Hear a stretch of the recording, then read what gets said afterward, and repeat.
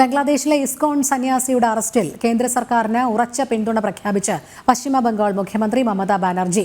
മോദി സർക്കാരിന്റെ നിലപാടിനെ ശക്തമായി പിന്തുണയ്ക്കുന്നുവെന്ന മമത, ന്യൂനപക്ഷങ്ങളെ സംരക്ഷിക്കണമെന്ന് ഭാരതം നേരത്തെ ആവശ്യപ്പെട്ടിരുന്നു.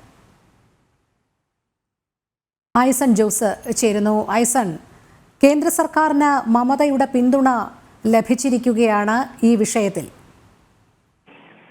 തീർച്ചയായും രോഹിണി, വളരെ നിർണായകമായ ഒരു വിഷയമാണ്, അല്ലെങ്കിൽ ഒരു വാർത്താ സംഭവ വികാസമാണ് മമത കേന്ദ്ര സർക്കാരിനെ പിന്തുണച്ചതിലൂടെ ഉണ്ടായിക്കൊണ്ടിരിക്കുന്നത്. നമുക്കറിയാവുന്നതാണ്, ബംഗ്ലാദേശിന്റെ അതിർത്തി പങ്കിടുന്ന ഒരു സംസ്ഥാനമായതുകൊണ്ട് തന്നെ ആ സംസ്ഥാനത്തിന് തനതായ ചില പ്രശ്നങ്ങൾ ബംഗ്ലാദേശിന്റെ അതിർത്തി പങ്കിടുന്നത് കൊണ്ടുണ്ട് എന്നതൊരു യാഥാർത്ഥ്യം കൂടിയാണ്. ഈ ഒരു പശ്ചാത്തലത്തിലാണ് അവിടെയുള്ള ഹൈന്ദവ വിഭാഗങ്ങളെ ഉൾപ്പെടുന്ന ന്യൂനപക്ഷത്തെ സംരക്ഷിക്കണമെന്ന ആവശ്യം കേന്ദ്ര സർക്കാർ വളരെ കൃത്യമായി മുന്നോട്ട് വെച്ചത്.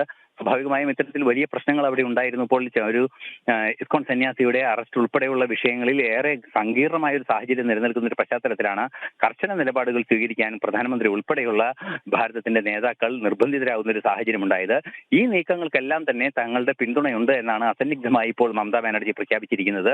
തീർച്ചയായും നമുക്കറിയാവുന്നതാണ്, ഈ വിഷയം അതീവ ഗൗരവമുള്ള ഒരു ആഭ്യന്തര വിഷയമായി തന്നെ പരിണമിക്കുന്ന ഒരു സാഹചര്യം കൂടിയുണ്ട്. ഈ ഒരു പശ്ചാത്തലത്തിൽ കൂടിയാണ് ഭൂരിപക്ഷ വിഭാഗങ്ങൾ, ഭാരതത്തിലെ ഭൂരിപക്ഷ വിഭാഗമാണെങ്കിൽ കൂടി അവിടെ ഹിന്ദു വിഭാഗങ്ങൾ ബംഗ്ലാദേശിൽ ന്യൂനപക്ഷമാണ്. ന്യൂനപക്ഷമായ വിഭാഗങ്ങൾ മറ്റു ക്രൈസ്തവരുൾപ്പെടെയുള്ള ന്യൂനപക്ഷ വിഭാഗങ്ങൾക്കെതിരെ ശക്തമായ ആക്രമണം അവിടെ നടക്കുന്നു എന്നുള്ളതൊരു യാഥാർത്ഥ്യം കൂടി നിലനിൽക്കുമ്പോൾ, ആ ആക്രമണം നിലനിൽക്കുന്ന പശ്ചാത്തലത്തിൽ സ്വയം രക്ഷിക്കാനും സ്വയം സ്വസ്ഥമായി ജീവിക്കാനുമുള്ള അവകാശം സംരക്ഷിക്കുന്നതിനുള്ള കേന്ദ്ര സർക്കാരിന്റെ നിലപാടുകളെ പൂർണ്ണമായും പിന്തുണയ്ക്കുന്നു എന്ന കൃത്യമായൊരു നിലപാടാണ് മമതാ ബാനർജിയുടെ ഭാഗത്തു നിന്ന് അല്പസമയം മുമ്പ് ഉണ്ടായത്.